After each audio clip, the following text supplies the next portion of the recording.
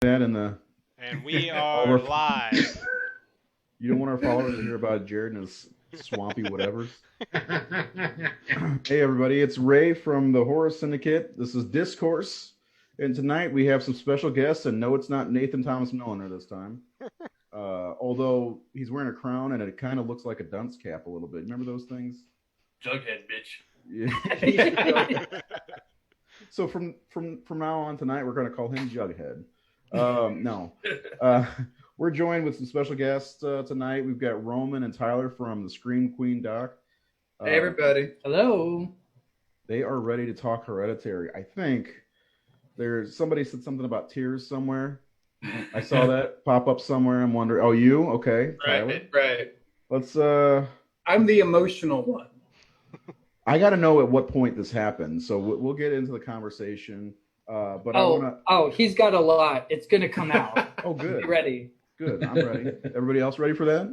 He didn't let me talk about it beforehand. He's like, save it for the show. My goal is to make Don't embarrass me. I like to make Professional. him cry. Yes. Good deal. Let's before we start talking about Hereditary, why don't you? We usually have most of our viewers at the very front, so why don't you promote the documentary? I know you guys have 1,000 times, but one more time. Sure.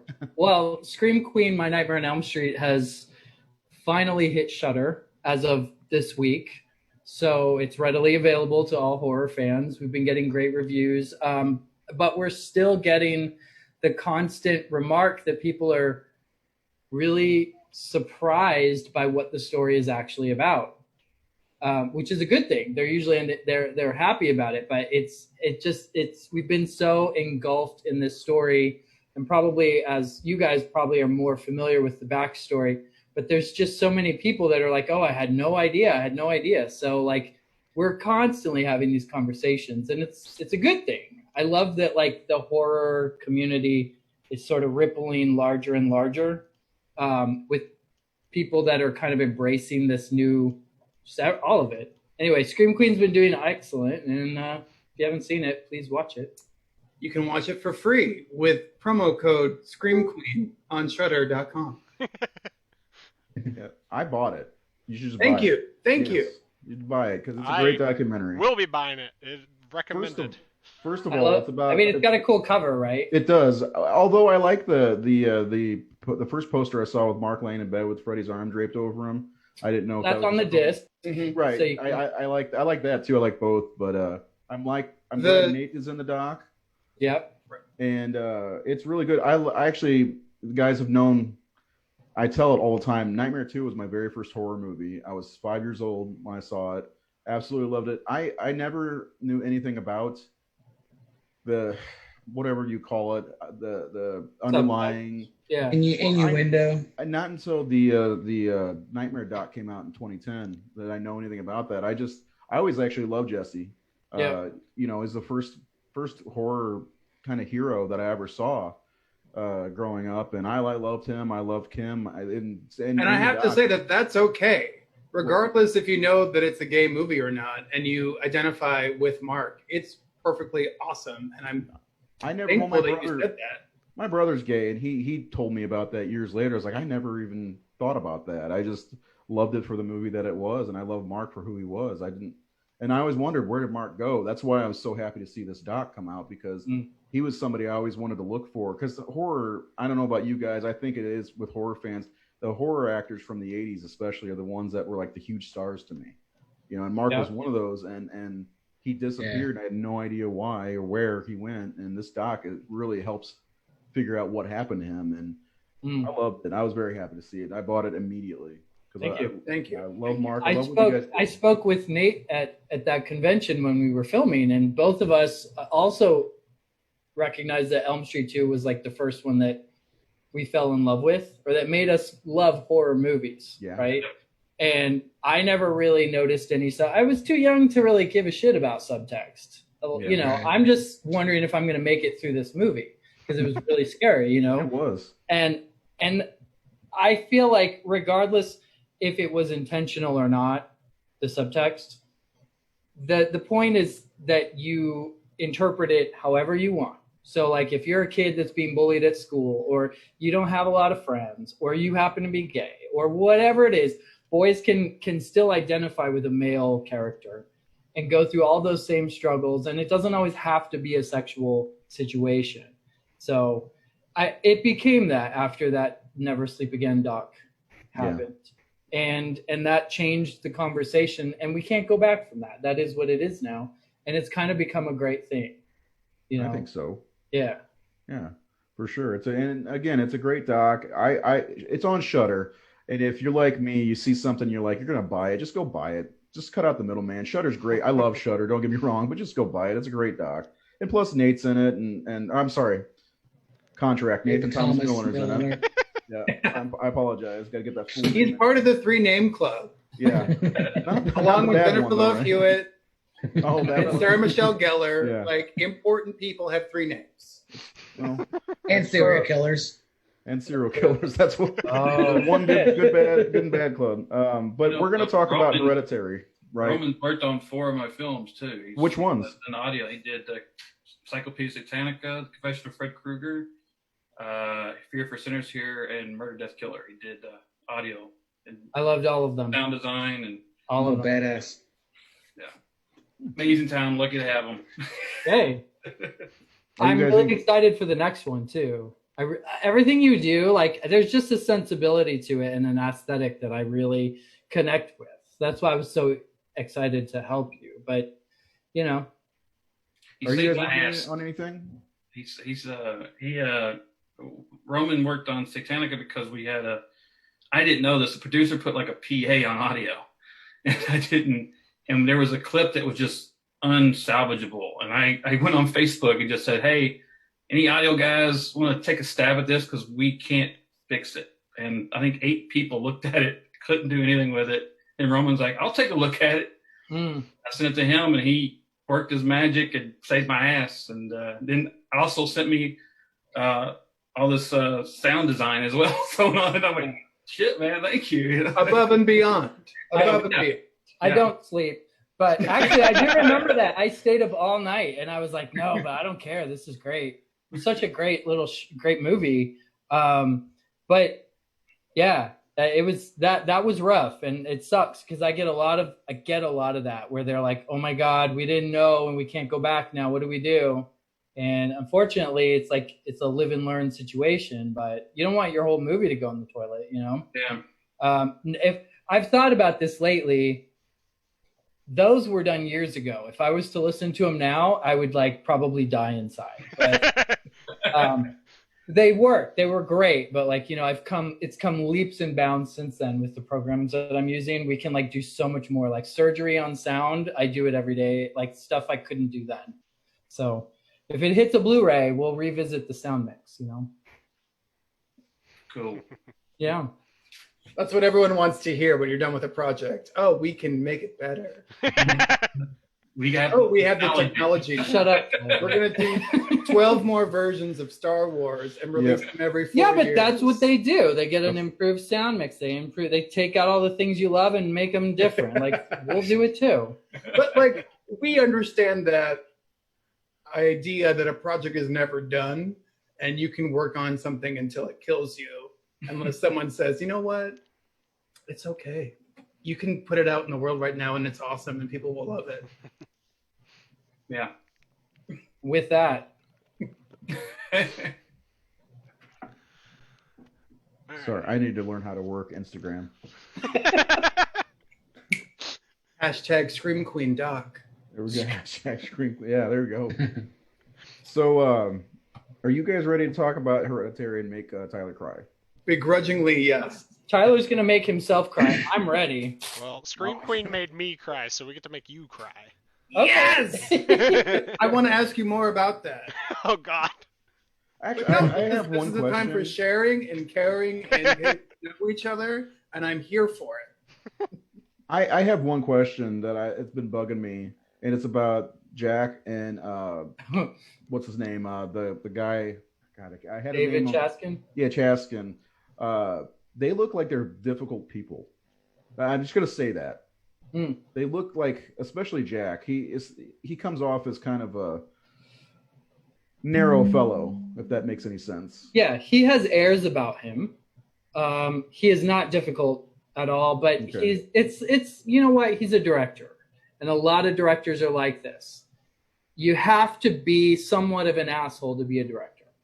It doesn't mean you have to be a terrible person. Yeah. It doesn't mean you still have to have good social skills if you need to communicate with people and get them to understand your vision and not kill you. But no, yeah, he's very bold and opinionated. And at the time, so this I have to compliment him on this. At the time, Right. he was willing to be our villain, and since then he's kind of seen things through Mark's eyes, and it's changed, and he's an ally to us. Has he apologized? Yeah, Yeah. I mean, he has. To his credit, like, we would not have ended up with the movie that we have now without him taking it upon himself to come find us in the morning and have this extra conversation with Mark. That was completely his thing. Like, he waited for us to set up lights and camera because he had something to say, and then challenged Mark in a way that like made Mark have to kind of reevaluate what he actually was going through with. And in that moment, the conversation kind of started happening in a very holistic way. And without that, I don't know if we would have gotten people to cry during this movie. That was an intense conversation, more so than the Chaskin. He kind of. I mean, I kind of felt like he was trying to help Mark. Yeah. I mean, is that how you felt? He was like trying to help him move along with it. Yeah, he didn't have malicious intent. But what I think are you okay seeing my room? Yeah, you're good. I thought there were ghosts going on, turning lights on and off like Poltergeist for a second, but go ahead. I think that he just, like a lot of straight men who haven't lived, well, he lived in New York City. He's not unfamiliar with like gay lifestyle, but it's just one of those things that you don't always understand what someone else is living through unless you are close with them. And so that was the whole point of the movie. But like, so since this film, Jack has seen it. Jack has been at conventions. He was in like Germany, hosting Scream Queen. Was it, or was it Nightmare 2? Copenhagen. It was in Copenhagen. Oh, and he's kind of recognized that there's another side to this that he wasn't really, wasn't on his radar. And so sometimes you don't realize how you're treading over someone else until they tell you. And, Mark ran away. He didn't say anything about it. So this was his opportunity to come forth. But he was still very bitter and raw about what had happened and having to face these people. So they were working out conflict in real time. It wasn't like, oh, this happened and let's just talk about it. It was like, let's talk about it and sort it out. So it was a little messy at times, But that's the way it goes. Yeah.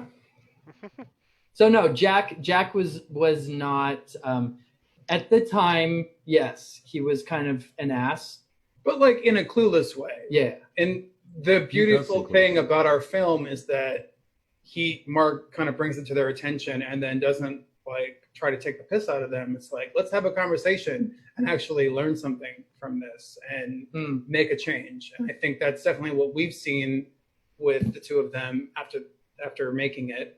And then definitely what the point of the whole movie was about in the first place.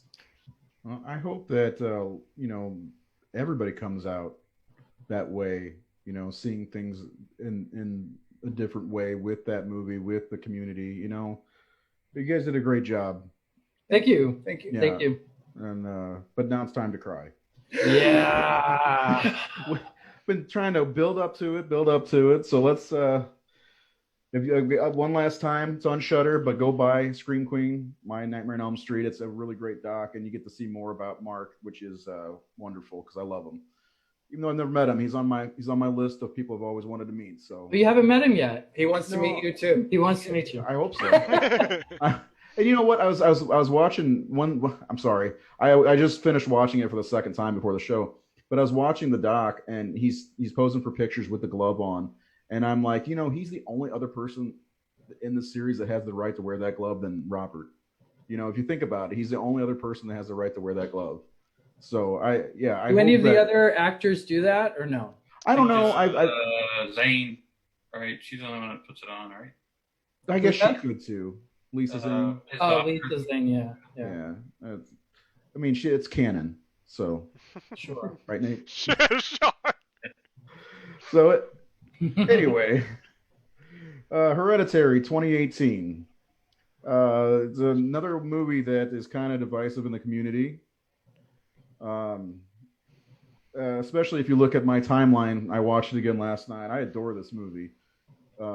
I think everyone who was in this movie, especially the leads, are just treasures in cinema. Period. And if I'm wrong, then you're probably wrong. But, Toni Collette was robbed. All right. Oh my gosh, she deserved that Oscar. Yes, she did. Her. Oh my God, she was phenomenal. I've never seen her perform poorly in a movie, and this movie just made me love her even more. And even Gabriel Byrne, his role wasn't as big. I really like him. I've liked him. I mean, I didn't know much about him other than like Usual Suspects, and I saw him in Stigmata. If you guys remember Stigmata. Stigmata was good. He was also really good in Cool World. Yeah, he's just a great actor, and he was the way he played off was great. Who wants to start talking about Hereditary? I talk too much, and I want to pass it off. Why don't you guys chime in? Give us your thoughts. Tyler, who doesn't like it? A lot of people apparently. I'm going to fight in this list here. You're going to fight me. Yeah, well, I already know they came to watch us battle, but I want to know who else I've got to. I think we all in this group here like it. I think, except for Keith. This is my it was on my rewatch list. I haven't seen it since it came out. I've had a lot of movies lately on my rewatch. A whole list. 2 years ago. A whole 2 years ago. Hey, I've grown a lot in 2 years. I have to say something at the beginning. I saw this when it came out, probably like a month before it was released. Ari Aster and the two kids came to Brooklyn to do a little screening. I was there. I was so excited. I had read all the bullshit out of Sundance of how amazing this movie was. I saw the gimmick promos that A24 put out where they gave people heart monitors to see how effective this movie was. And you saw everything spike at the 45-minute mark and how it just went up and up and up and up afterwards. And they were marketing this heavily as like, this movie will destroy your life. And I believed it. I was sat there in that audience and I had this intense amount of tension and terror that I took home with me. It didn't stop when the movie was over. It was like days and days afterwards. I thought I lived in this apartment that was like railroads. There were windows on both sides of the apartment, and there was a little hallway for me to go to the bathroom, and the living room, which had no outside direct light. It did have a light from like the hallway to catch a skylight. So if I was in there in the middle of the day, pitch black, but some sunlight would peek in. He's seeing ghosts. I would walk back and forth from my bedroom to the bathroom and swear to God that there were naked ghosts sitting in my living room. And it fucked me up. Like I had to turn on all the lights to go to the bathroom late at night after watching this movie. In not like, I love to be scared. I love horror movies. This hit me in such an emotional, intense way that I was not comfortable with. And in fact, rewatching it for this assignment made me hate this movie. Not because it's a bad movie, but because I didn't want to go back to that feeling. And everything in my body was like trying to preserve my... This should have been their promo. My livelihood. I'm like, I don't want to go back here. I feel awful for everyone involved. And this is where it gets personal. It's like, when I was a teenager, my stepfather committed suicide. And I watched kind of my mother go through a very similar kind of breakdown that Toni Collette goes through in this movie, where she was like grasping at straws. Like if anyone had come to her and said like, "Oh, draw this pentagram under your table and say some Latin," she would have done it. And it hurt so much to be put back in this moment when you're like, oh my God, this is a real nightmare. I like to think of this movie in the same vein as Pet Sematary, where it's like it's a familiar horror movie, but instead of going full like haunted house movie, they just like let you settle into this intense family drama before people start cutting off their own heads. And then it just gets worse and worse and worse. And eventually you have to go home. And what do you do after that? I don't know. I have trauma and I fucking hate this movie now. It just started. Anyway. All right. There's his story. I love the movie. That's all I got to say. I did too. So follow that. You know, I think the show's over. Thanks for being on, guys. That was a lot. I mean, Nate and I probably want to get in. Like, I would like to talk about the movie was awesome. I'd love to talk about everything that you have to talk about, but I also want to talk about the people's response to this movie. I feel like that is the rock I want to stand on with this stuff. But we could get into that later. No, let's talk about that now. I think that's a good thing to talk about because we've been going over, excuse me, a lot of movies that have been divisive, however you want to put it. My air quotes suck. Anyway, I'm just gonna put my hands on the table. So I don't know like my hands. Jordan Peele and did the rabbit ears. A lot of rabbits. But speaking of Jordan Peele, we did episodes on Us and Get Out and love them. Love so them. Amazing. Very good movies, and there's a lot of people who have a lot of hate. Hereditary it comes with a lot of I fell asleep. It's a snooze fest. It's boring, and like, how does that movie not grip you at least from the beginning? It does. Like upon second viewing, it's got some pacing issues that I find I completely disagree. Totally annoying. Completely disagree. But I love The Haunting of Hill House, where they're like, we could just cut and give you excitement, but we want you to hear the thunder and rain for a few more minutes because I want you to feel unsettled, and I don't want you to know what this formula is. Because you know how I am. I went to the movies with him when we were playing Scream Queen in LA, and I had my sound partner, Jay, with me.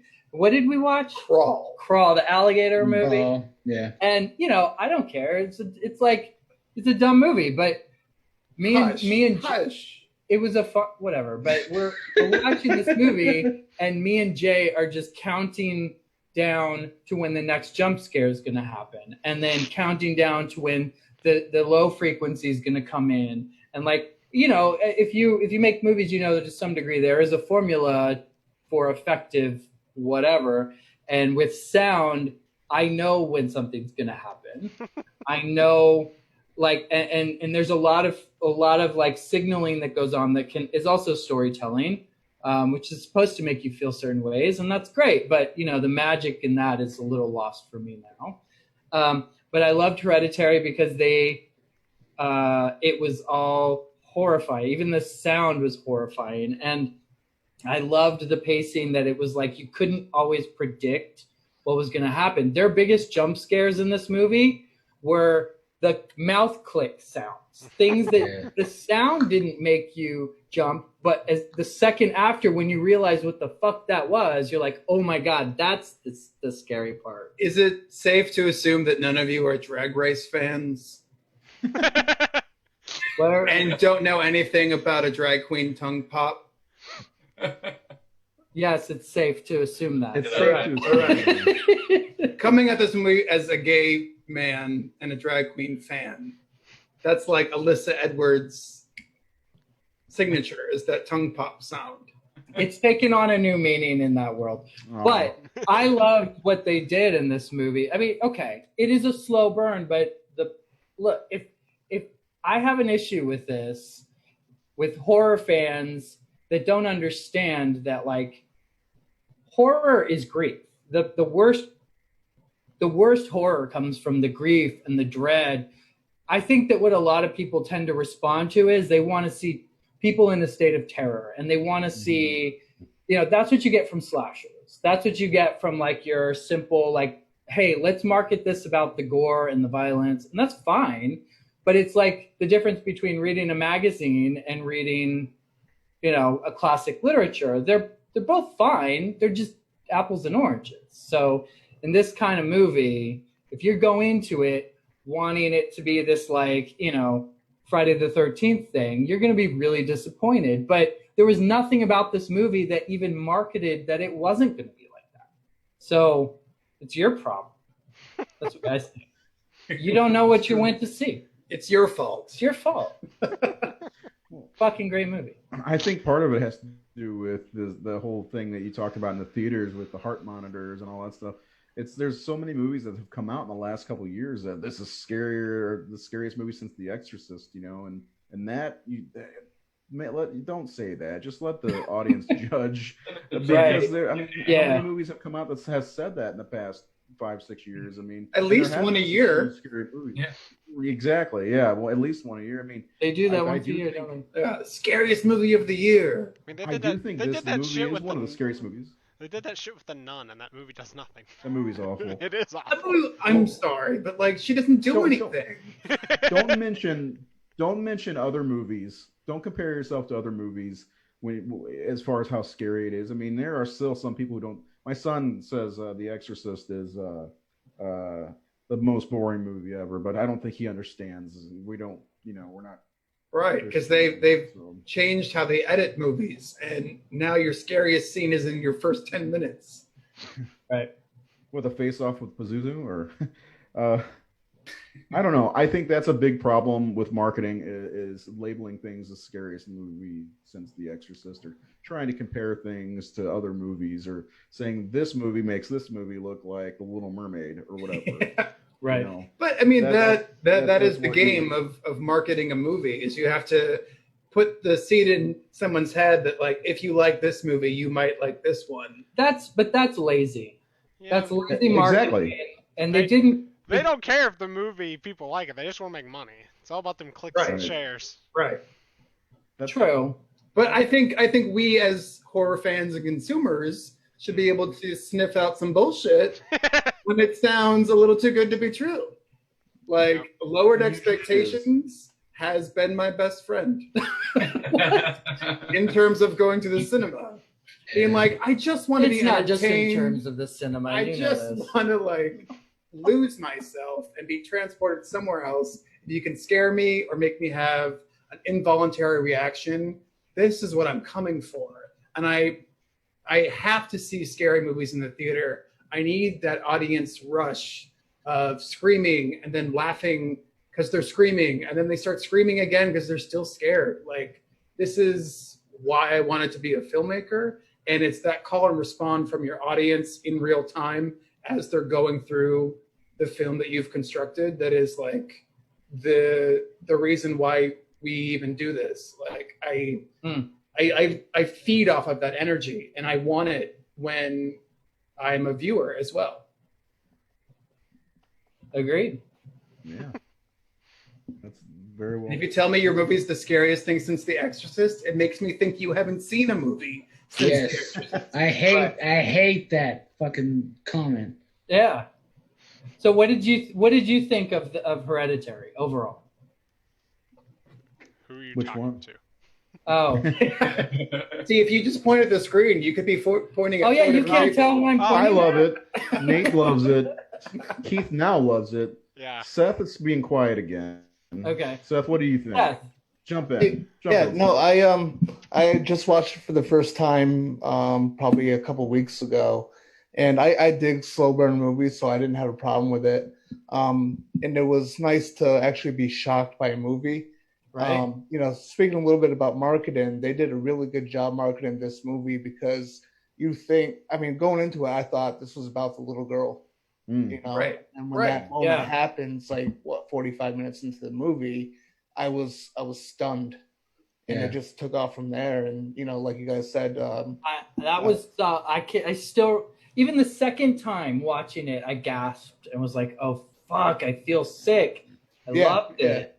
and Loved it. yeah, even as a parent, Yeah. Because I got 2 children myself, and when she's crying on the floor saying she just wants to die, that felt very real. That was even worse. That was the Oscar highlight reel that they should have used. Yeah. Had she been nominated. Yeah. I mean, if nothing else, it proves how important an actor is to an intricate film like this. You can't just throw anybody in that role, you know?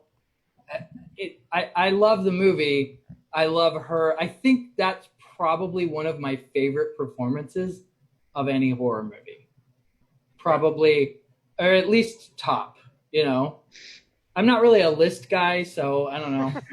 It's that scene of her screaming on the floor, and then the dinner scene, the confrontation with her and the son, where she's just like, "I need you to say sorry or something," or just And that for me is more horrific in the moment than some of the more supernatural elements that come later. It's like at that point I'm like, oh my God, I am in unsafe territory and I don't know what to do.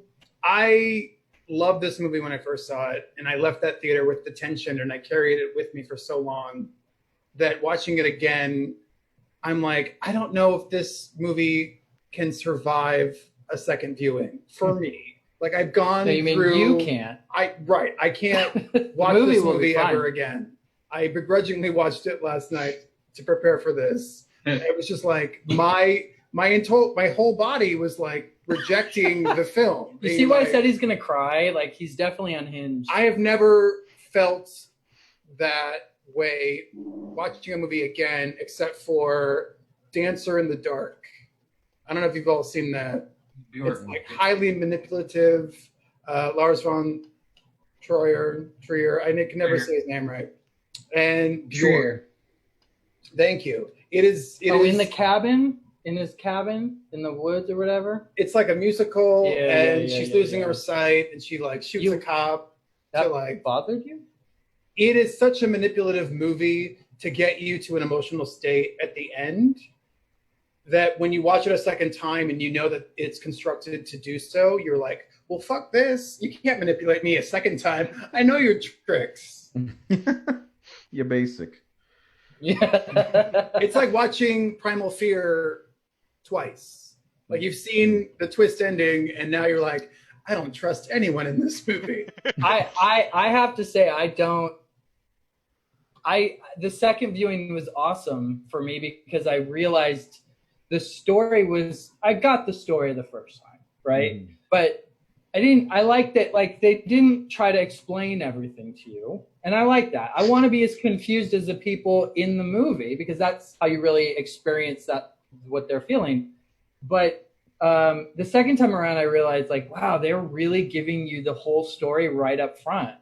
Like, before the opening, like, dialogue on the screen about the mother dying and then the little girl saying, but grandma always wanted me to be a boy. Like they tell you everything right up front, and that was genius because then after that you're just on this ride, you know. They planted the seeds in you. You don't need to know all the facts. You just kind of gotta start putting it together enough to know that, like, this shit's bad. So it's bad. It is bad. I don't know. We've talked a lot about it. What do you all think? who here shit the bed watching it? I didn't shit the bed, but like it gave me. I'll let Show me Nate go in a sheets. second because if you let him go, he'll go for the rest of the show. No, I just spoken at all. No, I know. It's like a new episode. He already showed me his notes on his phone, so. Did he really? It's like. Oh, I have notes. Yeah, I'm not looking at my notes. This I'll just say this. My favorite thing about the movie, I do love slow burns myself. We talked about House of the Devil, one of my favorite movies of the last decade or so. Gorgeous. I love that movie. That's good. It's so good, and I don't think it gets enough credit. Ty West is a really good director, I think. Anyway, I get a very strong Rosemary's Baby vibe from this movie, which is a movie I adore. I don't know. I feel like I might be the only one. Do you feel the same? Or I was thinking about this on the way over here. I'm like, this is if Rosemary's Baby had a sequel, this would be it. and her dealing with like, oh my God, my children are the devil. Especially that final scene feels completely like the ending. It does. And I love the movie. There was another one that I was not falling for. I waited till late in the year to buy it because I was like, this is bullshit. The trailer, every time I saw the trailer, I was like, this has everything in the trailer that I look for in a horror movie. I love slasher movies and everything, but this, ever since I saw The Witch for the second time, I'm starting to see these slower burn, these more almost art house. There's more bunny ears for you. Type of movies in different light, and I really, really enjoy them. Midsummer's another one that I really enjoy, and I love it, man. It gave me all the right feels that I needed for this movie. No, no Midsummer. Oh my God, no! I haven't seen it yet. No on Midsummer, no. I'm in tears now. Come on. Right. I mean, when I say I hated it in a joking way, gorgeous cinematography, wonderful art direction. But I would like everything that I love about horror movies, everything that I can excuse you doing to people was kind of like pulled out from underneath in the very end. I'm trying to be vague for people who have. You're saying the proverbial rug was pulled out from under you. In terms of like character development, there's a moment in the end of the movie where a character makes a very strong choice and the filmmakers completely cut away and just show you the outcome. And I would argue that it's like this entire movie, she has been, depicted as a nag, like seen as weak and not strong. And she finally gets one moment to make a choice. And the film is like concerned with that, and they just want to see shit burn. And for me, I'm like, I need to connect with her, and I need her to like have this reclaiming her power moment, and without it just feels very wrong. And we could have a total episode on just that movie. We are gonna have a whole episode on that movie eventually. We got to. It's a good one that needs a little bit of dissecting. Let's talk to Nate. I know he's itching over there like a. Come on, let me talk. Scratching. No, I like what Tyler said. I hope I go to these movies hoping to be shook and, like I said, carry it with you, and you can't shake it. The only other Hereditary did that to me. The movie before that was Mother did that to me. Oh my God, I loved it. I love Mother. I love Mother too. But I love it. I love it so much. So that's what you look for. And like my wife and I went and saw this. I had a babysitter and we went and watched it. And again, just walked out like and that's what Ari wants to do. He wants you to carry that with you. And like you said, he's focused. He was making ordinary people is what he was making. He was making a movie about the trauma within a family. And, going back and watch it the second time, you start to realize, okay, well, the choices he's making are, everything's being controlled by Payman and this cult. And they're all just pawns or dolls. That's why you got this dollhouse whole thing going on. That's why everything's framed that way. Like you're looking... They are not in control of anything. And all the teachings in the classroom are all about fate and not being able to change it, not being able to overcome it. And so they're all just being manipulated the whole time. They have no say in their fates. And they are not in control, which speaks to the fact that they're all dealing with mental illness, which you're losing control. You don't have control of your body or anything. It's coming. It's going to take you, just like this demon. And like, is Annie actually sleepwalking, or is somebody controlling her, or all these different things of the fears of if someone's got mental illness in their family, you're always afraid it's going to happen to you. Right. And it does. Sometimes it carries down. So Annie's got this fear of motherhood. Am I going to be like my mother? Am I going to pass it to my children? Am I going to, and the dynamic of her husband, Steve, being a psychiatrist who was actually her psychiatrist before they got married. His whole thing is being able to control this or being able to help, and he can't. And that's the coolest thing about like Gabriel Byrne is totally overlooked because he's got the quiet performance, but that's always a hard performance in many ways to do. Right. But you watch him, he's trying to, and then he completely loses it when his son is starting to show it. When his son does that in the classroom, breaks his nose, and that's when he breaks down in the car because he realizes, I can't fix this. I don't know how to do this. He's trying to write his colleagues, hey, I know I might need help. I mean, you see a guy who's supposed to be able to control and help people, and he can't even do that for his own family.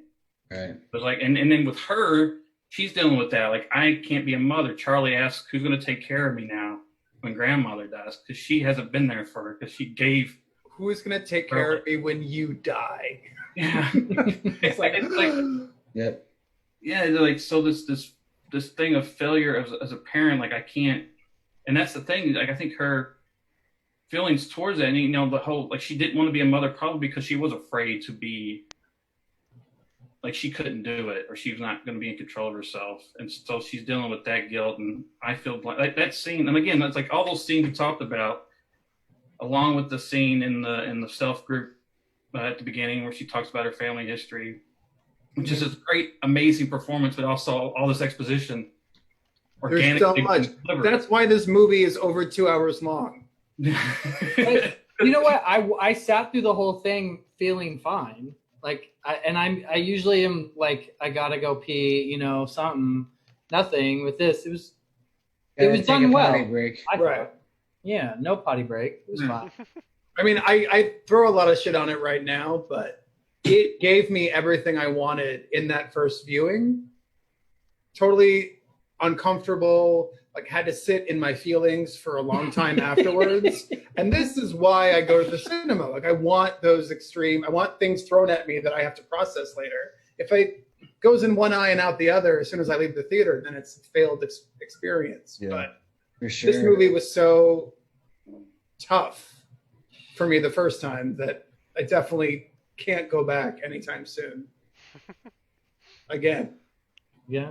Ever? Oh no, I'm not watching this movie again. Toni Collette is fantastic, and I will, die on that hill if I need to. What if she offers to watch it with you? I mean, if she's gonna be in my presence, we're gonna watch Girl's Wedding or Krampus. That's about it. Oh, Krampus, yes. I love Krampus. And she's barely in Goldmine. She's barely in it. But she had that was like the turn. She was great. She's always been great. She'll always be great. Yeah. Yeah. I feel like everything that we've said about this movie so far pretty much proves that, like, without a doubt, regardless if you like the movie or you were bored by the movie, this is a fucking great movie. It was well put together. The story is very complex, but flows really nicely. So I bristle when I see people just dismiss it with, like, it was boring or blah, blah, blah. I feel like someone needs to go to your house and tell you how stupid you are. Because it's, no, come on. Like, that, just say you weren't in the mood for it. Or like, shit, I wanted to watch something else. But like, that, you can't dismiss this as boring. If anything, I will say that this movie is divisive. And regardless of how you feel about it, you feel strongly. Yeah. There's no like, you know what? You saying that, oh my God, I don't ever want to watch this again, blah, blah, blah. That's a strong negative feeling that I can accept because you don't want it. That's great. It's intense. There's no blasé attitude about this movie. Either it works for you or it makes you want to burn the fucking house. But what happens when... But does it work as a comedy? To say that it's boring is middle of the road. And Midsommar works as a comedy. This is no comedy. You're trying to... Well, that was one of the things that came up. It's not a scary movie. It works more as a comedy. I'm like... How? He's really trying to get you to talk about Midsommar. No. I'm not. I am not up to date on my vitriol. All right. We're gonna make you rewatch Midsommar, and then we'll come back in December with Krampus. You guys come back on that episode. I will come back. I will have you know that I bought a physical copy of Krampus for each and every one of my nieces and nephews because I needed to be goddamn sure that they know who the boogeyman of Christmas is. Yes. And if they don't act I right, love it. they're gonna get taken away. Stored in a snow globe, right? Is that what it was? Right. Yeah. Oh my god, I saw that. Oh no. Hey, my kids Story love that for a movie, different yeah. day. So, Do we have any comments at all going on right now? Let's really. see. we got Hereditary as a masterpiece. Chris which is Hall good. said. Chris Hall at the beginning said, "Hi guys, love Scream Queen." Oh, thank you. You're so sweet. He said 2 is second only to the first one in scariness. That's technically correct as well. It's technically correct. Jacob Rose said Technically, yeah. Hereditary is a masterpiece. You know what? I'm not going to disagree with that. I don't think you can. I mean, you could. I mean, there are people who are, but I mean, technically it is. And like I said at the front of the show, everyone's performance throughout the cast is incredible. I think I talk about Alex Wolff's Yes. performance. My because fiance is obsessed with that man. I mean, first Oh, of all, really? Yes. first of all, he is extremely vulnerable in the film. Like he Oh, right. for it. And the thing is, so many young actors are afraid to do that. Like to cry like he cries, to show that emotion. A lot of young actors want to look cool all the time, or want to be the badass, and he actually acts like a child, like a very scared. Right. He goes full ugly cry. And he was method. He totally played the part, and he was Peter the whole time they made the movie, and he had like PTSD after the movie was done. He went so far that he actually wanted to break his nose on that desk for real. Yep, they gave him a foam pad one, and it's still fucking hard. Yeah, it was still hard underneath, and he ended up dislocating his jaw when he hit it. Yeah, and he hit his knee and his ankle in a chair, and his knee was like bleeding, and his ankles swell up. But his performance, and that's another complaint I heard so many people when it came out. All he does is cry. All he does is cry. Like, he's fucking terrified. I had this thought too today while I'm walking over here. It's like I was aware of it so much more this time of seeing him go full ugly cry. And I was just like, I was annoyed this time, mostly because I was just trying to, sit in my disgust for watching this a second time. But I'm like, why am I having this negative thought to seeing him cry this way? We're not used to seeing men be vulnerable, especially this vulnerable. Like after the incident happens and he's just like stoic and like stunned. This is the typical representation of male grief that we are seeing or shown in films. And then when you go that one step further and he's blubbering, Very distant. like, he's not acting masculine. We are like, oh, that's, fuck this. But why do we think that? Why do I think that? Is this like an internalized misogyny in like anything being shown weak or vulnerable is therefore not valid? Like, you guys chime in too. Did you feel the same way? Did it? It did. I know, like, when I first watched it, when it first came out, like, his full-on, like, it sounds like a fake cry almost. Like, his like, the vocal tone he does. But I get what you're saying with the whole, when we see men in movies or in real life most of the time with emotions, like, we try to mask it or, like, keep it bottled in. To try to be like, you're strong in the moment. Yeah, right. You have to cry like very dignified and like one tear at most. Which the presence of your parents. It's the one time when you can be a child. You can be that vulnerable because you look at them as the protector, and he looks at them that way. But he's also, like you say, he's going through so much shit because he's got this guilt, but he gave her so much grief and blame because of what happened. With the whole lighter fluid thing where she had the paint thinner. Yeah. And Pat like almost killed her and him when they were kids, and he's held that against her all these years, and now he's made the mistake. He got his sister killed. And so no one's accepting blame, and there's all this tension. That's another thing I do love about this movie is I'm a sucker for dream logic. I love seeing nightmares in movies and kind of just seamlessly, you have the double fake out of a nightmare in this movie. Which I was like, oh, I love that supernatural element. I love seeing dreams depicted. It helps you understand characters in their most vulnerable state. She has that. I want to ask you guys a question. She has that weird. I mean, it felt just like when I saw it originally, just a real line. Because when you're angry, you don't speak articulately. You just kind of blah. And it's like she says that you just got that look on that face on your face. Yeah, I love that. It's such a great line, but I'm like, remember that scene in the classroom where he looks over and sees his reflection and it's smiling at him, and this goofy smile? Like, is that what she's seeing? Is like that what Payman's making her see? Because Payman is controlling everything. I didn't think of that. Yeah, totally. Because Payman's supposed to be able to cause hallucinations and see things, and he has all these powers, and he's totally controlling everybody. And there's like the whole herb that they all have to take to be possessed. So his friends give it to him, because I just caught that this time. His friend under the bleachers is one of the cult members at the end, and that's when he's like freaking out when they're under the bleachers. Yeah. Right. Everybody gets that black leaf because she drinks it at Joanne's in the tea. And then the other thing, I was thinking, I don't know if it's correct, but the grandmother breastfed and bottle fed Charlie as a child. The black leaf could have just been in the bottle, and that's why Payman's able to get in the milk. Yeah. Yeah, I mean, I saw that and I was like, is that the face that she's seeing? Because I mean, I could see her being, even it makes more sense. That she's more pissed off every time she sees him. Yeah, because look over at him, she's like angry, and he's just looking at her with that stupid look on his face. I don't know. I mean, it's just brilliant. Again, the acting is just tour de force stuff.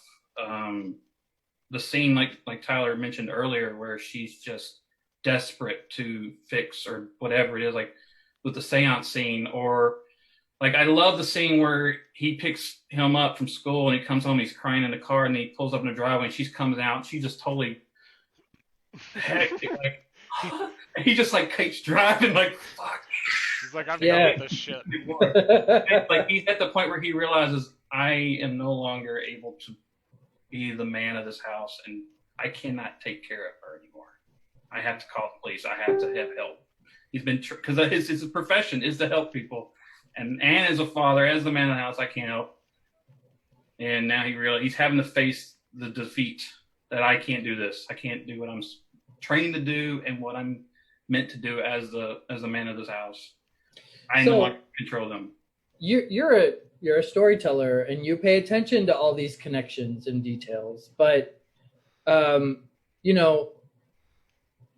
certain movies, I guess I'm getting at like what people would be, the horror genre, we have everything from slashers to this, like stuff that's not so easily explained. Like, what about like a normal slasher? They're going to have that father have some monologue explaining this.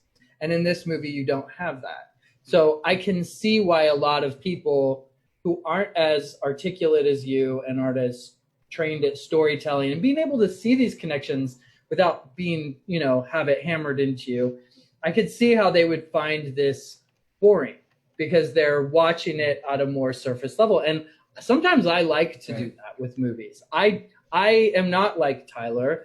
I will sit down and watch a movie and not give a shit what's going on. If I want to know that I like the atmosphere and the music is great and that, that acting isn't pulling me out of it.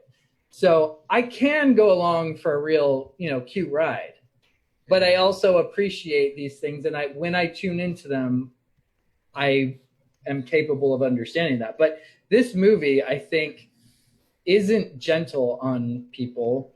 It doesn't explain a lot. Yeah. On the surface, you know what I mean? Like it's a more mature storytelling. Yeah. But I feel like the first time I watched this, of course, her head gets hit on the pole. I'm freaking out. And then after that, I'm just feeling like dread the whole time. And even though I'm not noticing all the details, like the smoking and all that kind of stuff, I'm still understanding the story. But a lot of people may not. And I can see why they wouldn't like this movie. Oh, yeah. But I think they suck because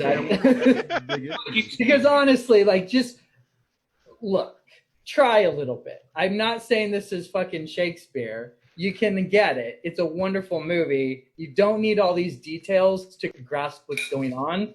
And it delivers on all of the gore and violence. Like, even just the dad bursting into flames made me feel terrible. My God. What about Toni Collette cutting her own head off? Right? Pulls away from the house and you hear the thud hit the ground as he's walking. Yeah. And, you know, that's really hard to do because one of my... You wouldn't survive. Stupid. So one of my biggest pet peeves as a sound engineer is when you have something that happens off camera, off screen, that you need a sound effect for. That's a natural sound effect. It is so... Those sounds sound so dumb when they're not on screen, or the action isn't on screen. Out of context. Yeah, I mean, in this case, you knew her head was about to fall on the floor, so it made sense. But it's very difficult to do that. Believe it or not, it sounds simple, but that's something that irks me a lot. And they did that a number of times in this movie, actually. And did it pass your test or no? Oh, it absolutely did. I was like, totally good. I know what he's saying, but I have to get him to say it. Before I had my air conditioner on for the second half of the movie because I just couldn't take it anymore. And so I put the subtitles on, and there were things like, it would say like, human flesh ripping. I'm like, okay, because obviously I can't hear that, you know. But it was always off screen. I'm like, that's pretty ballsy because if human flesh ripping sounds comical when you see it, when you just hear it. Yeah. No, when you're just hearing that sound, it's like someone stepping on tomatoes is probably what it is. Yeah. It's a very silly sound. So, I mean, sound design's an odd thing just because the amount of things they randomly use to get these sounds that have nothing to do with what they are whatsoever. Right. Like, random fact, like the punching noises in the Matrix, that's them hitting dead turkeys with baseball bats. Oh. Like, I think it goes Was that a Wikipedia fact? I'm going to call bullshit on it. Like Roman said about, I think you should know what kind of movie you're going to see when you go see this movie. You see the trailer, you know this is a movie that you're going to have to pay attention to, and it's a thinking movie. It's not a dumb escapist, turn off your brain and watch a movie. You know, you've got Toni Collette starring in it. You got Gabriel Byrne starring in it. You know you're going to see powerhouse acting. And so, like you said, if you're not prepared for that or that's not what you want, you don't want to think, you don't want to pay attention, you want to get your cell phone, you want to check your Instagram, you want to do all this, you're not going to get the full, experience. Yeah, experience. This is not a fun horror movie. No, it's not like turn this on, guys. To terrorize you and give you no relief whatsoever. There's no comic relief. There's no relief. Terrible. Let's just keep going. It's like punishing to watch because it's so. I mean, I have food allergies, and I didn't know until 2 years ago, and I remember my throat started closing up. So I know how scary that was, and this movie came out right after that happened to me. After I was diagnosed with it, I was like, "Oh my god, I know what she's going through. This is terrifying. I think you're gonna die." And you can't breathe. And I'm sitting there. Not only is that, but it's his little sister, it's his kid's sister, and it's his fault, and he's just trying to get her. He's carrying her like a baby out to the car, and just that. You're just, please get her to the hospital. Please get her to the hospital. And you're just not seeing that she's going to get fucking decapitated. And it comes out of nowhere. And you're like, oh my God. Dude, everybody, I mean, you just feel everything go out of you when he's sitting there at the steering wheel. And it was so well done. Stunned. The best thing, because I saw that in the theater, she was there and did a Q&A after the movie. We're all just like, are you okay? But she was... fantastic. She's like 12 years old, and she gets up on stage. She's like, I've always really loved the occult and spooky stuff, and I think like instantly like knew that she was a sister, and I loved her so much, and that put me at ease a little bit, having witnessed her being decapitated and then her head covered with ants. It was too much. It was too much.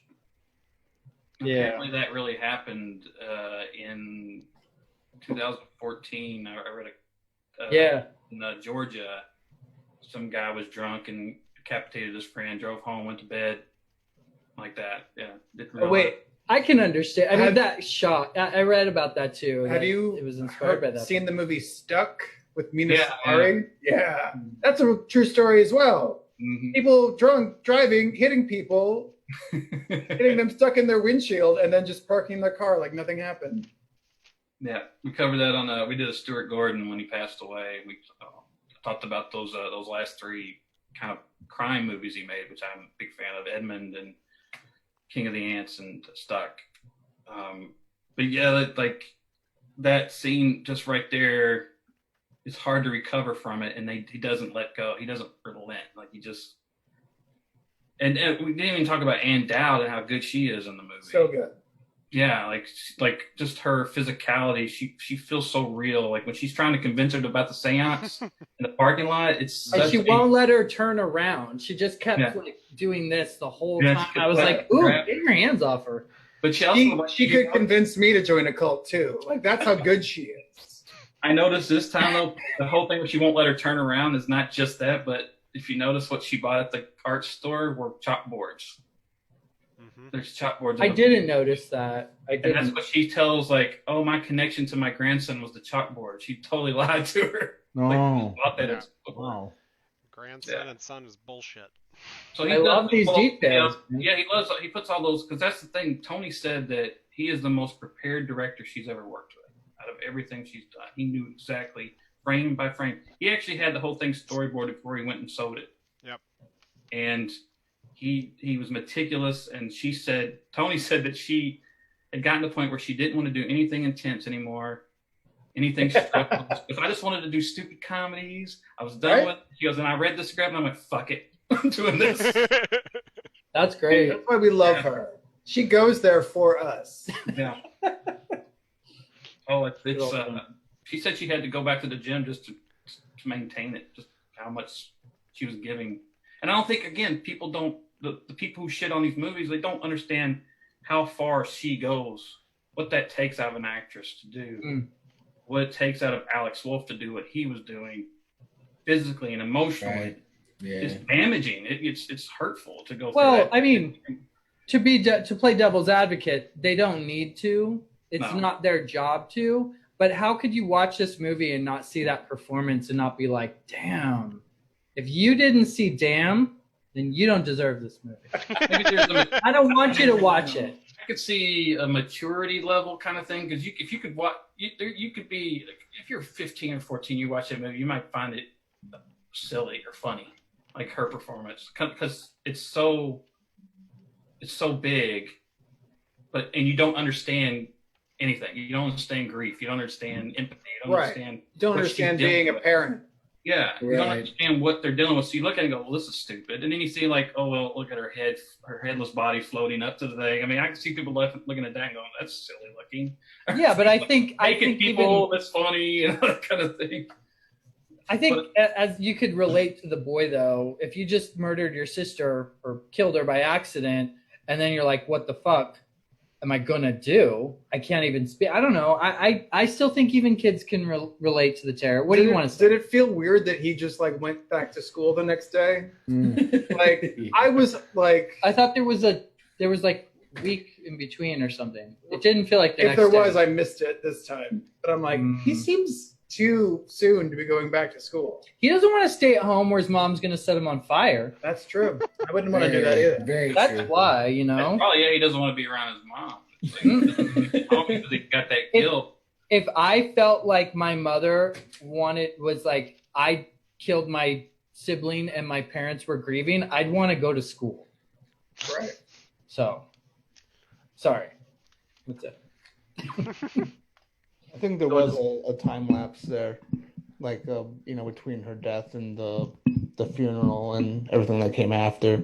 But I mean, I really liked his performance. Like it was so real.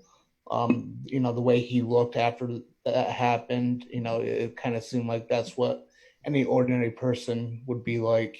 Yeah. If you're put in that situation. And we're used to a lot of like horror movies, like slasher movies, where emotion's not a factor. Your best friend, your sibling will get killed, and they don't shed a tear. or anything Right, like that. right. You know, they just move You on. never see any crying parents in any of those Elm Street movies. Well, Except for for the the most- the 30-second shot of a funeral. right. They're all done at the funeral, and then that's over. Right. Who's next? Right. You know? Back to the bottle. Yeah. No dose. Yeah. The bottle hidden in the closet. Between the towels. Like nobody's gonna find that. No. Why didn't Nancy party? I'm always confused about that. It's the thing when like your parents are alcoholics, you're like, the last thing I want to do is get drunk. That's me. I've seen how awful that is. I don't drink because of that. So Right? You're like, no. That's all you. I'm gonna do something else. I'm gonna go to school and read books. Yeah. I'm gonna drink sweet tea. Hell yeah, that's what I'm doing. Mm-hmm. So I guess we all like this movie. Yes. And I think so. have you been bombarded with people that aren't in agreement yet? Or it's all pretty uniform? No, they don't pay attention. Our followers don't pay attention if it's something they don't like. So yeah, they just kind of they disappear. Right. They're looking for that echo chamber of like, I love this Yeah. already, and I want you to validate why I love it. Hey, if we did a show about Friday the 13th, there'd be a crap ton of people in here, and it's absurd. And there'd be comments and sharing scenes. I mean, most of the time we see things whenever we post like the poster and say, "What do you think of this movie?" Then the the naysayers, whatever you want to call them, come out, and I'm still blown away by the guy that's on my Facebook says one of the greatest disappointments ever as a horror film. The hype train derailed this severely. However, as a comedy, it works. Of Hereditary? Yeah. Yes. Is he Hilarious. drunk? What? No, he's a big indie guy. He loves indies, and indie films are better than us, according to him. So, I don't. Okay, if you can only have one thing, then cool. But that's boring to me. How do we make our community more inclusive? And You get new educate ideas them. in there? You educate them. Like, what did I say earlier? I was like, look, I know we were talking about a specific movie I'm not going to name, and I was like, yeah, I can tell that I'm not really going to like that movie, but that's just because that's not my taste. And knowing that, I'll watch the movie, I'll not like it, and I would never make comments on it because it's not for me to just be like, I hated that movie. Of course, and I know I would. So therefore, it is not for me to start running my mouth about it. Like, no, stay in your lane. You're not Right. Siskel and Ebert. If you haven't been like, you don't have. Sorry, see, I'm getting mad. I feel, No, you're right. You're right. You sound like But Nathan after our shows in the Messenger. The problem is that Facebook and Twitter and all this makes people Siskel and Ebert. You're able to keep your expectations So- low to the ground because of the genre. Well, one thing I hear about him, and I saw it earlier when was it last week they announced that his next movie is he said it's a 4-hour comedy nightmare or something. Yeah. I And- believe it. I believe every part of it will be a nightmare. Well, he's like people throw the word pretentious But or anything artsy or different or not like. I hate that fucking word. I know, and it's like, and what it really is, it's more about the person saying it than it is about the person they're throwing it at, because it's really about their insecurities of, they think they're better than me, but the thing is, a lot of times it's just the sincerity of the person. Like that person has explored different things. Maybe they've educated themselves more, and they've experienced different things. Because this guy comes from Ari comes from an art family. His dad was a musician. His mom was a poet. So he grew up expanding his horizons and exploring different things. And they, I read this great article about be proud that you're pretentious, because that's what makes the world colorful. Like people like David Bowie made the world colorful. Like the Beatles being pretentious and exploring different avenues of music was a benefit to all of us. Like, why are we attacking people who are exploring or being creative? Pretentious is just not the right word, though, because that has so much negativity to it. And like you said, that says more about the person speaking it than who they're referring to, because they're coming from a stance where they feel like it was above them or intended to be, which is like you feel bad you were left out, or like you felt that they were trying to. And that's an insinuation. I think we need to come up with better verbiage for people if they want to. If you want to be in the game and critique, If you want to shit on something, then you need to know what you're talking about. And you also got to Right. make some shit too, because Make some shit. we need some new ideas. We need new boogeymen. We need new things to be afraid of. We need someone to look at the news today and find a way to talk about it in genre where we can all understand why we're feeling so agitated, so terrorized on a daily level. Well, we And then had give it a name so that we can combat it and not be afraid of it anymore. boom. I mean, I think I was going to bring it up with you guys because I mean, you I guys like that. are you're filmmakers, and it's like people say, well, you accuse filmmakers of being self-important. Like John Milius said, films are always pretentious. Filmmakers are pretentious. Like there's nothing more pretentious than a filmmaker. God, I love him. Because like, I mean, basically it's like you're saying this is important and we should pay attention. Like, oh, fucking course it is. How long did you guys make this movie? You spent years making this movie. Nothing was, I mean, it's important to you. You gave a big chunk of your life to thinking about every frame, every sound, and you just lived with it. These people fucking spent 90 minutes with it and they want to judge you. And Oh, right. Yeah. Which they like seeded off of YouTube for free and like have no skin in the game whatsoever, but they want to tear it down and say that it's not worth shit. Fine. Yeah. Fine. It's like, I hope the movie that you make is equally as well, that's the thing. Like, of course it's important to the filmmaker. Of course they put in a lot into it and they put a lot of thought into it, but we're always doubtful of it too. We always fear everybody's going to hate it and think it sucks. I mean, we do that, but the thing is like that's our thing. They just don't understand how much time and effort and thought and love and also roadblocks disappointment too. Huh? And also roadblocks. That it's not always up to. There's so many hands in the pot that if you can make a movie that is good, it's almost an accident. Yeah, because there's so much. And if it isn't in your crew, then it's in your distribution. It's in whoever. There's just so many things. And then there's limited resources, limited money, limited talent availability. So many things. Like that thing made is a miracle. I mean, basically. Yeah. And it takes a lot of faith and a lot of energy to make these things. And if anyone likes it, it's almost like, well, good. Well, so do you think in the case of Hereditary, do you think that like, okay, so they've done all this, then do you think that it can be undone by bad marketing, like calling it the next scariest thing since The Exorcist? I do. You do? I do. Yeah. Yeah, I think we've commented about that before. Yeah, I think marketing is extremely important. And so that may work for some people, but for me, saying that doesn't. It's just a new movie that thinks it's scarier than The Exorcist. That works for people out of the horror community, in my opinion. People who aren't just like veteran horror people or people who constantly watch horror movies. They're just like, oh, I really want to go get scared tonight and not go watch like 3 other horror like comedy movies. I want to go get scared tonight, and they see that they're like, okay, I'm going to go watch that.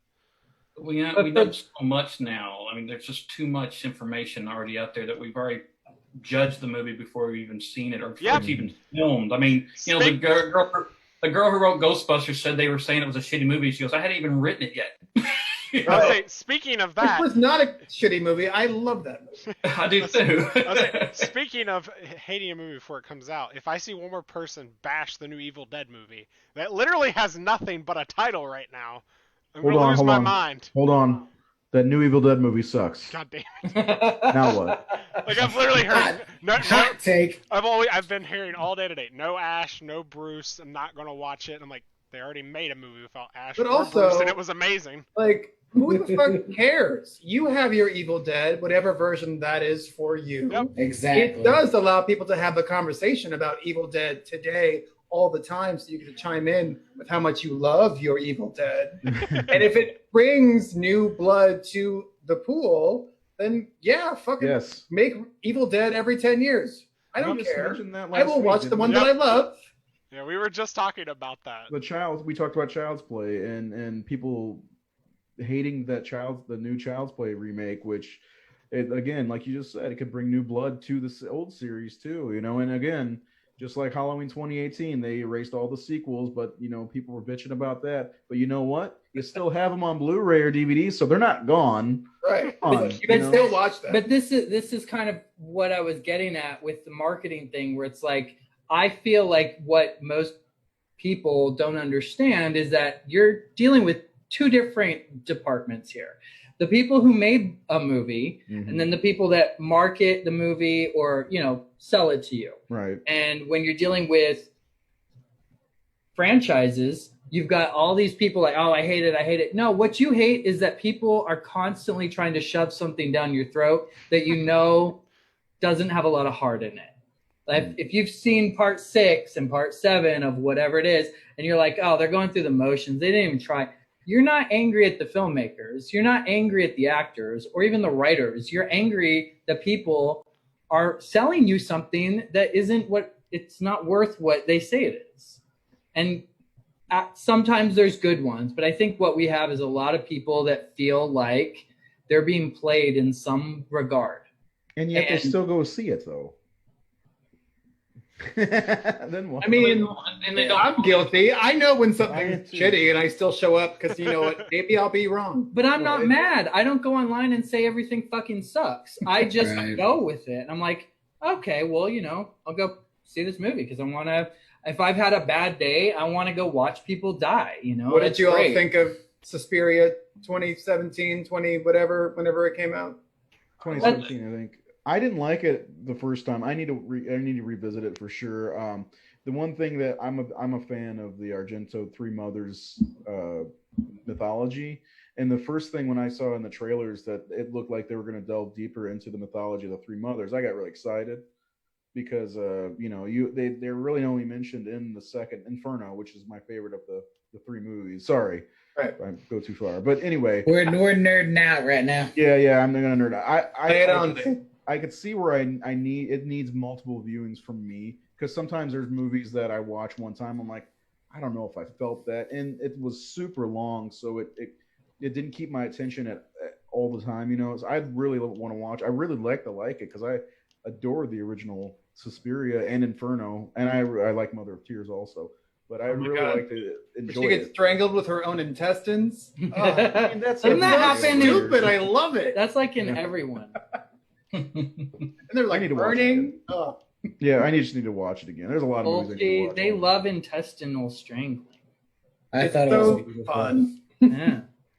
But I don't know. I feel like I do really feel like a movie like Hereditary, I want to defend adamantly because to dismiss it as boring, I think is like Nate was saying, it says more about the person than the actual movie itself. It's like, wait a second.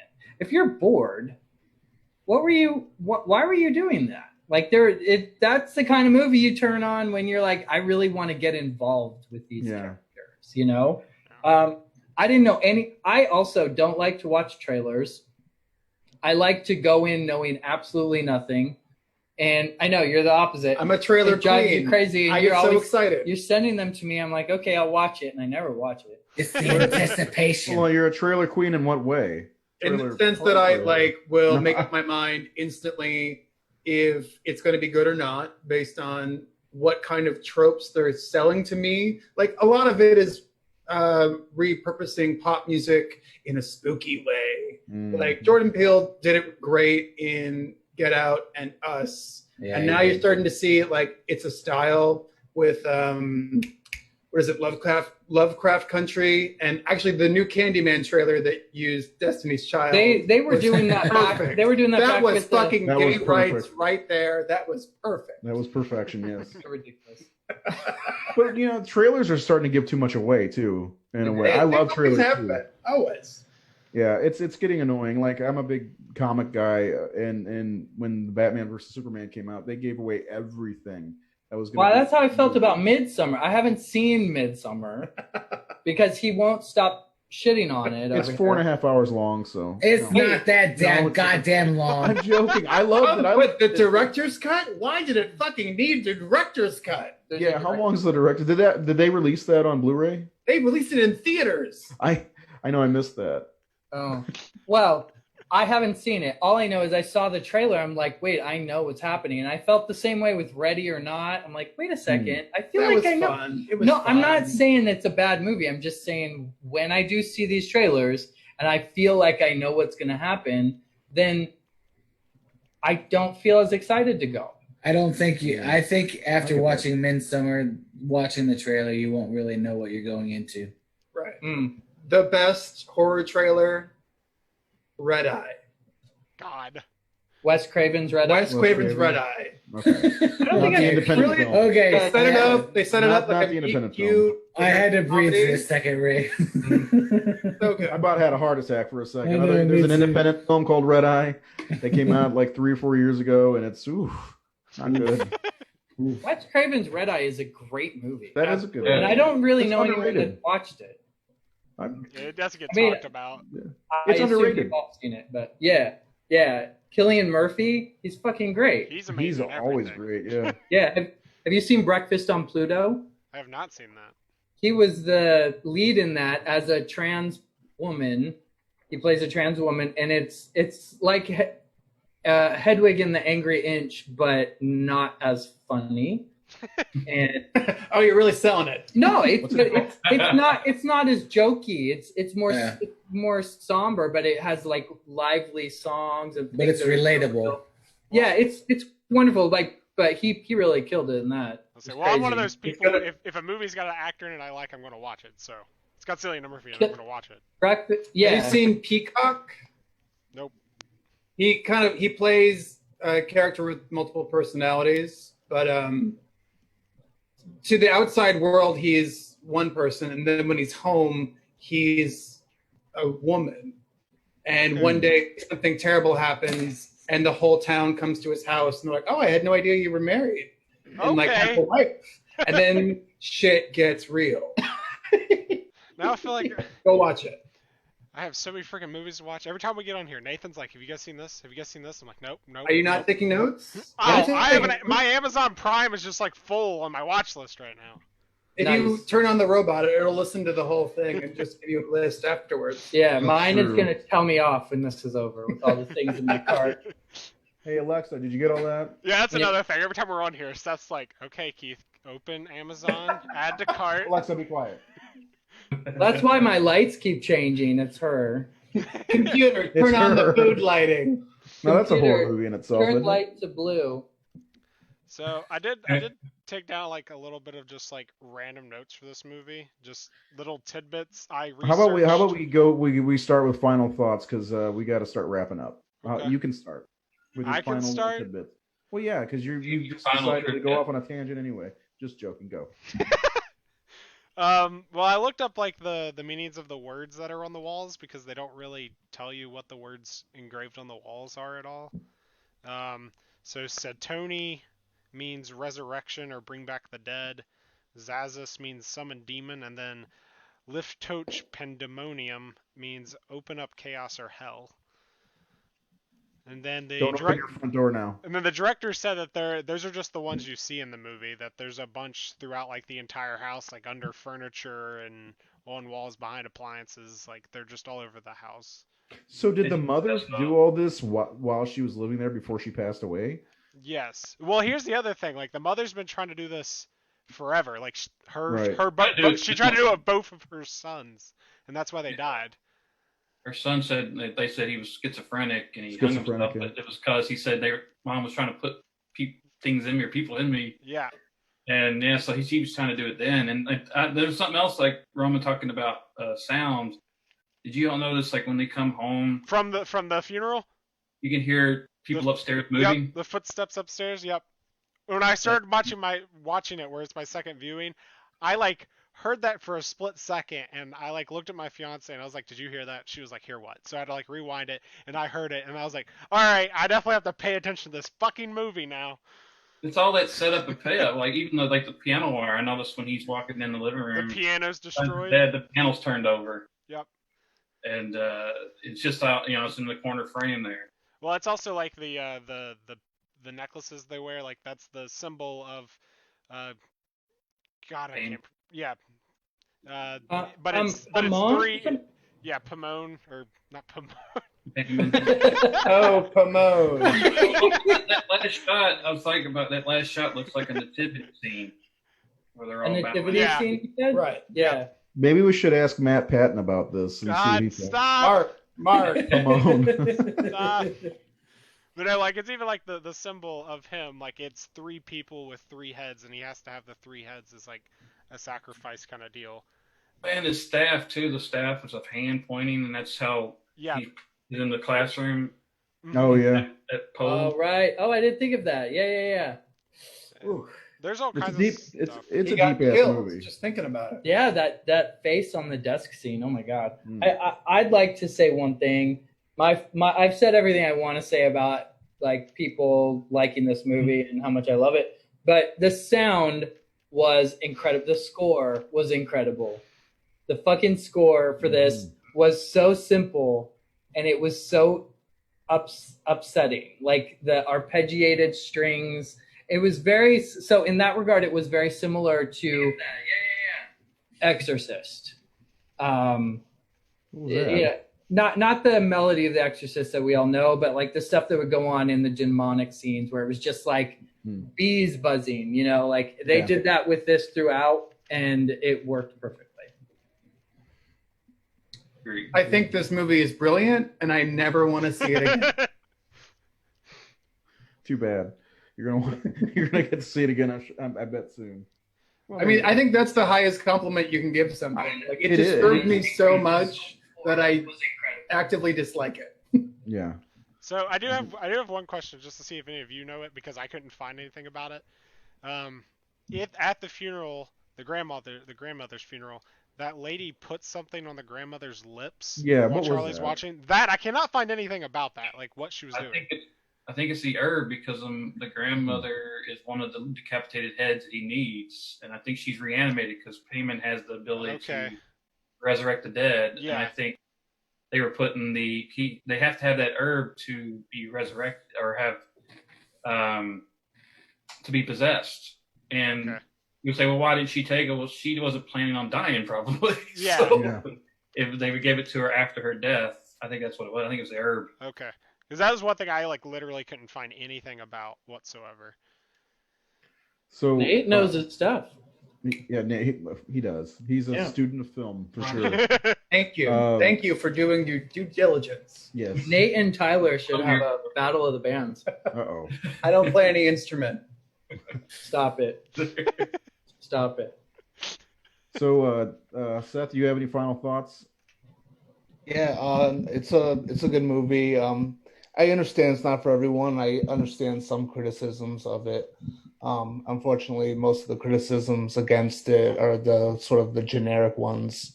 You know, people who with bad grammar talking about how a movie's poorly written. Yeah. That wrote very good. So simple and so true. Yeah. But no, I personally enjoyed it. I liked slow burn movies. I thought the acting was very good. It's probably not a movie like I can watch over and over and over again. You know, it's not like Nightmare on Elm Street 4 where I can watch that anytime. Yeah. That's the one that I watch most often as well. Me too. Yeah. So, but you know, it's good. I like it, and it's not a dumpster fire or pretentious or a comedy. Or a comedy. It's a piano fire. Jared, are you in love? Jared is in love. You see? I know. What about you, Jared? What do you got to say about Hereditary? No, I mean, I would piggyback a lot of what Seth just said. Like, I mean, it's a movie that you need to watch for yourself. It's not going to be a movie that you might love, you might hate. It's an experience that you have to take on for yourself. Yeah. It is one of the easiest ways I can say it. I've only seen it a couple of times, and every single time I watch it, I find something different that I latch on to. And it's movies like this, like we were kind of bitching about it on our messenger contacts. Like, it's movies like this don't come around very often.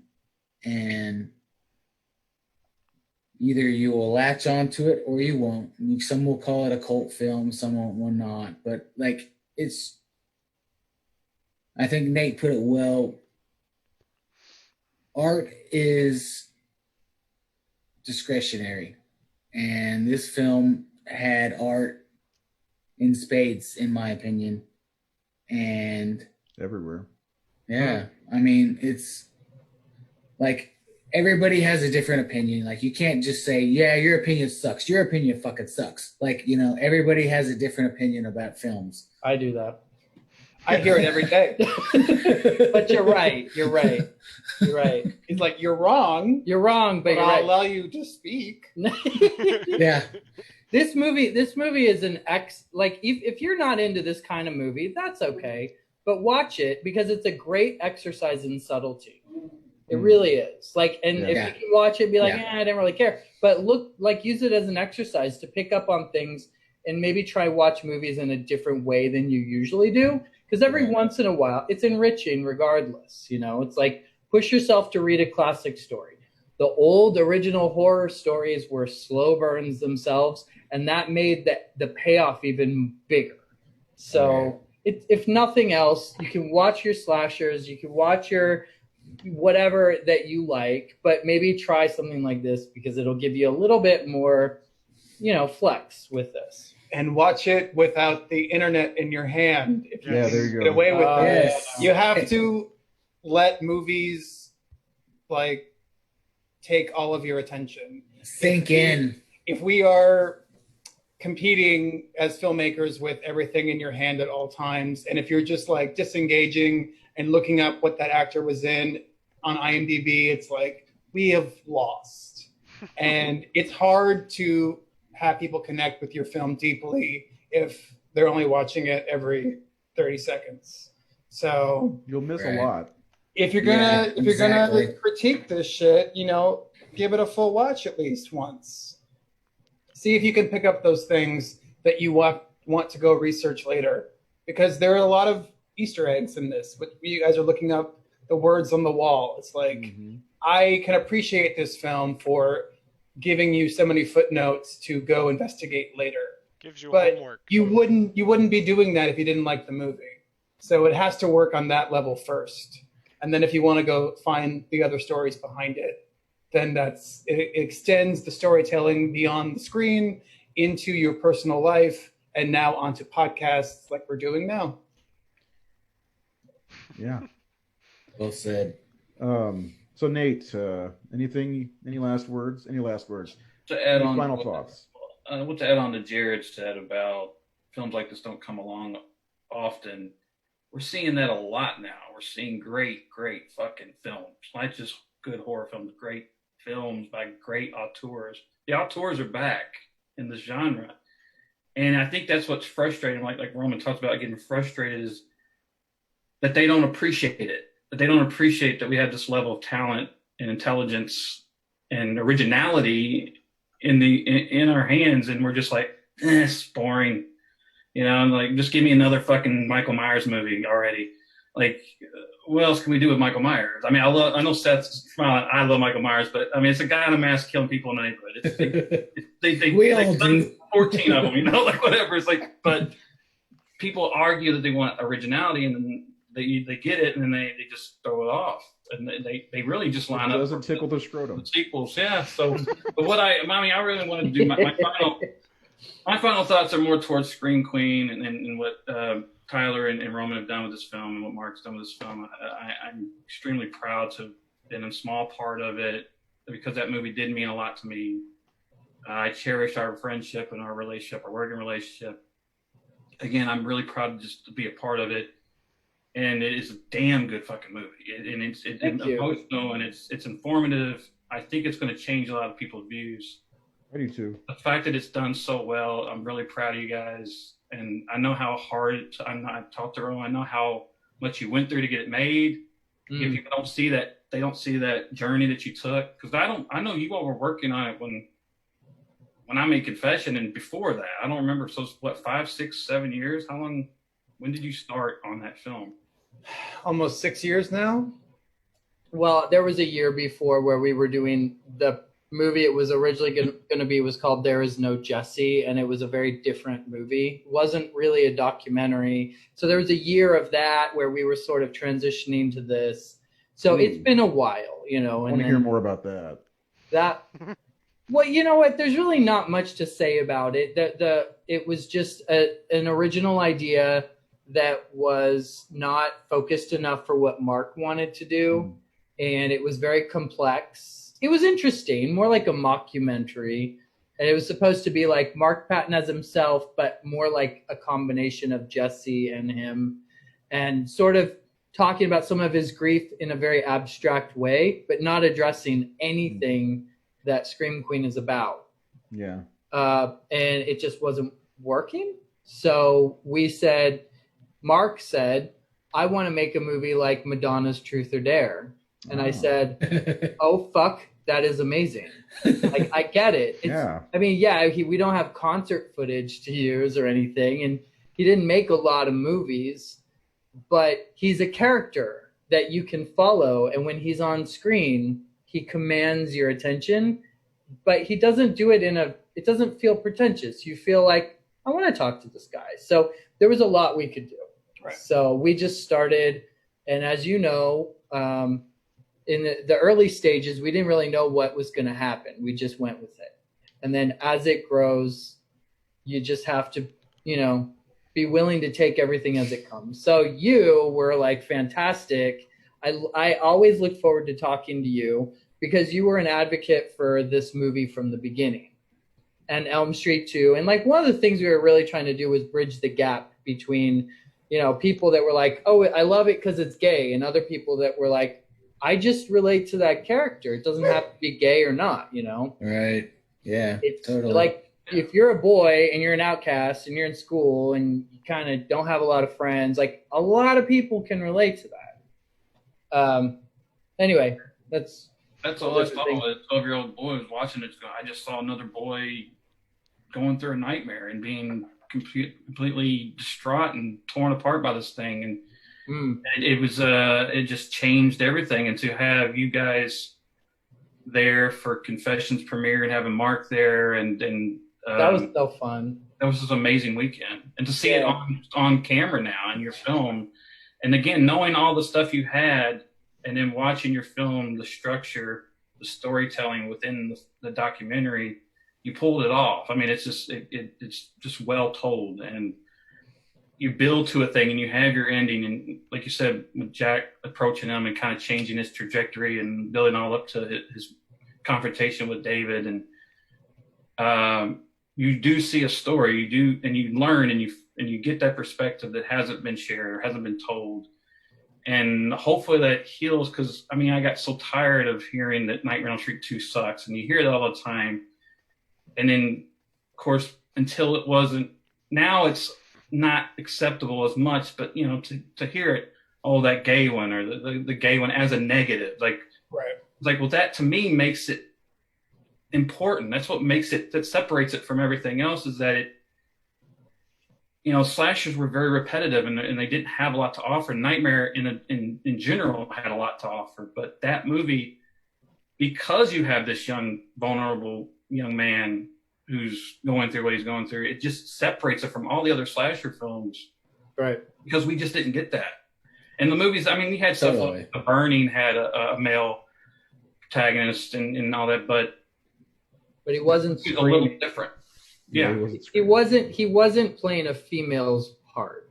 Yeah, that's the difference. It was written as a different gender. So all these people now that comment that, and it's rarer now, but I know. But we're still seeing some shit. We still see. Well, yeah. Now that we're on, I was gonna say originally you probably saw some shit too.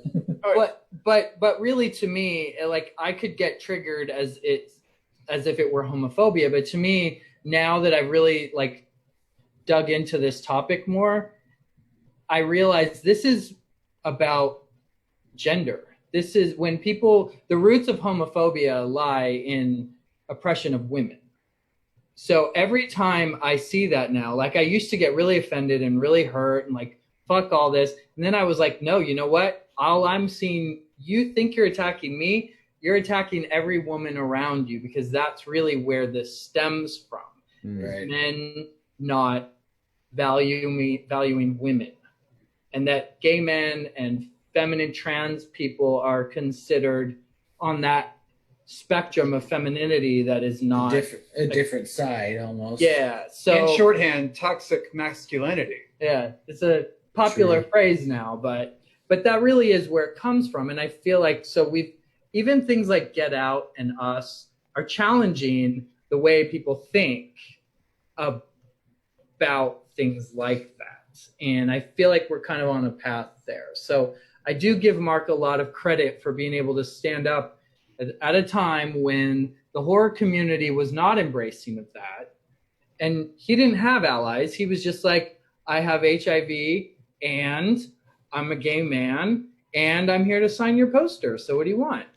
And, it wasn't pretty at first, but it pays off. So thank you for what you said about Scream Queen. I mean, I'm very glad you're a part of it. Yes, thank you for being a great ally as well. Yeah. We definitely made this film to bring gay history to the predominantly straight male horror audience in a way that they may not go search out a gay documentary on their own, but if Freddy Krueger's in it, they might enjoy the ride to understand our community a little bit better, and vice versa.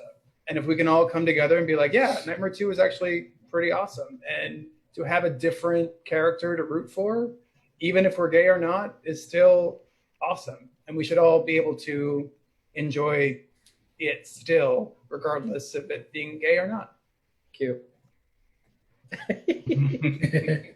Happy Pride, y'all. Happy That's what I Pride. want to say. It is June. That's what's been boiling over. Right. Okay. Very well said, motherfucker. Yeah. So, Guys, I like talking with you because it seemed like you had a lot. come on You're able to really articulate things. anytime you want to come on, if you see a topic, you guys follow us on Facebook.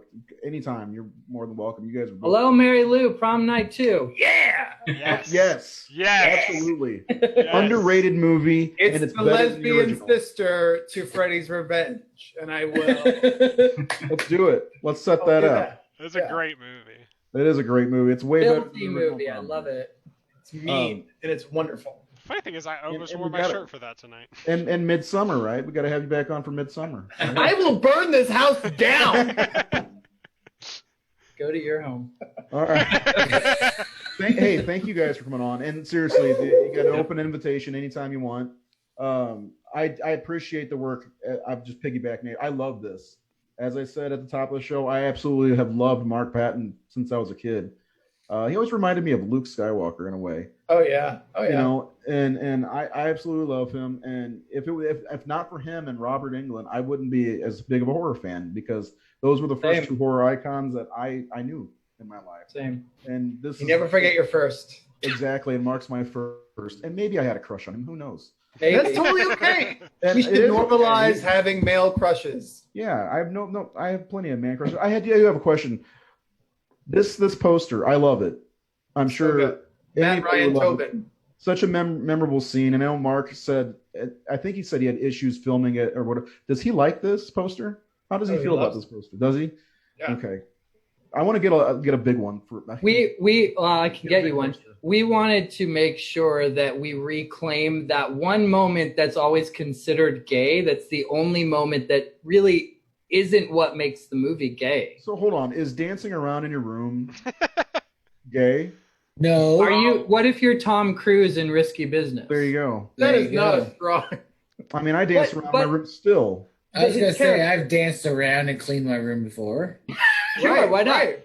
It's that's not what makes this movie gay. It's all the subtext Yeah. that people. This is exactly find why out we later. have TikTok now. Yeah. Because everyone does. Don't tempt me now. I'll close the door with my You ass. for fucking TikTok. better pull out the soundtrack to prom night and dance around in your room, post Yeah. it No. on TikTok, Prom night. and let me like it and favorite it and watch it 17 more times. But the poster, we were like, you know what? Everyone makes fun of it for this one scene. This is the thing we're going to take back.